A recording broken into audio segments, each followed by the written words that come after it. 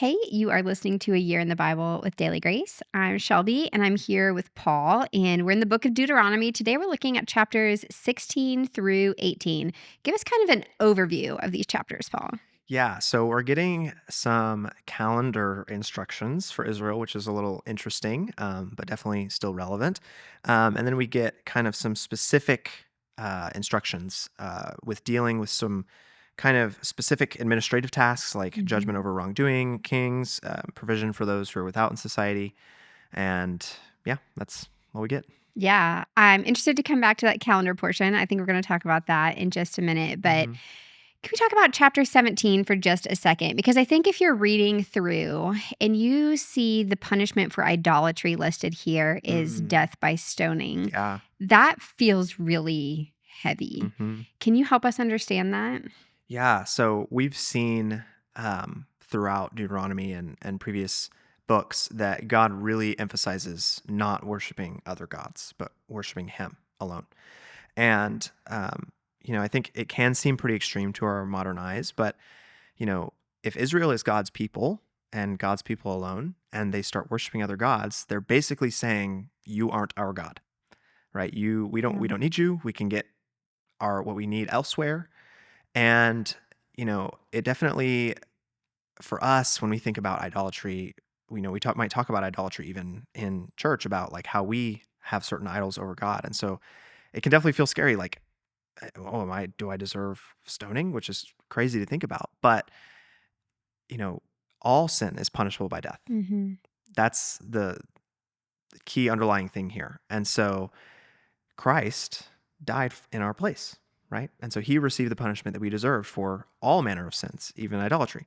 And so it's actually a mercy that there are certain sins that God doesn't require death in Yeah. Israel and through things like the sacrificial system and such.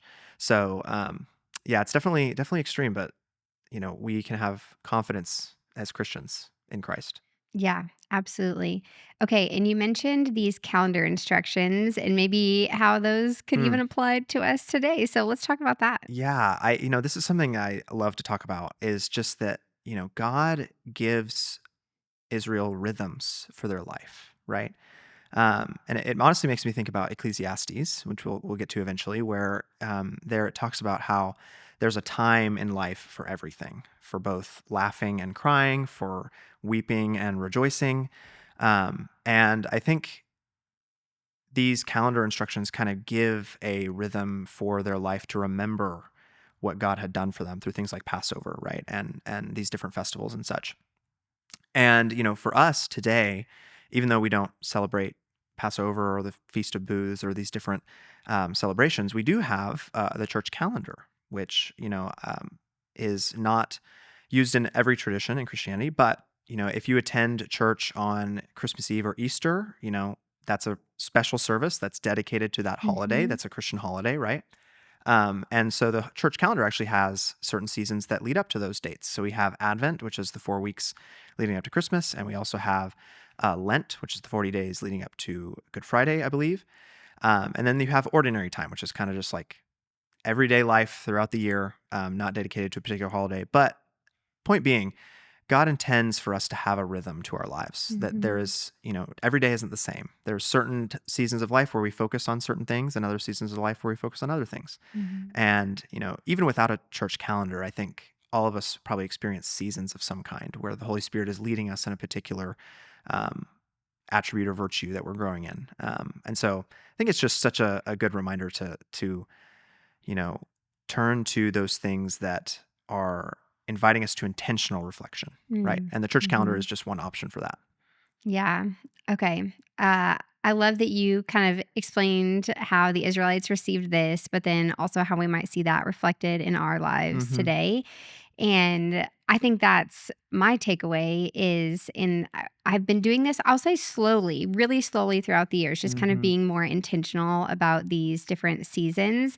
And it's honestly taken the pressure off because I don't have Mm, to remember all things at all times or be doing all things. I know that there's these seasons throughout the year where I'm going to be reminded of my sin and my need for a savior. I'm going to be reminded of God's nearness during the Advent season. And mhm. so, my encouragement for myself and anyone listening Yes. is hey, go check out some liturgical resources because I think that they'll be a blessing to you. And they might actually take, rather than putting more pressure on you, they'll take pressure off of Yeah. you by just allowing you to fall into these rhythms that Mm. point you to Christ. All right. Well, we'll be back for more in Deuteronomy tomorrow.